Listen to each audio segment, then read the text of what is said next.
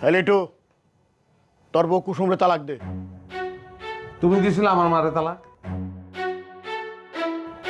আমার মায় তো পাগল ছিল, লাঠি লিয়ে দাবড়াইছে তোমারে, তুমি দৌড়াইছো, তারপর তো তারা তালাক দাও নাই, দিছ?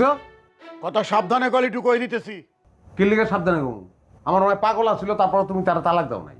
এই একটা কারণে আমরা সবাই তোমার শ্রদ্ধা করতাম। সেই তুমি কইতাছো আমার বউরে তালাক দিতে? হ্যাঁ, কিল্লিকে তালাক দেবো আমি? তোর বউর তালাক তুই মেনে নিতে পারবি? শরম করবো না? কুসুম জীবনও আমার তালাক দিব না, ওই খালি আমার ডর দেখাইতেছে। তুইও ডর দেখা। না, আমার সংসারটা যে তছনছ করে দিচ্ছে ওর আগে খুঁজে বাইর করবো আমি।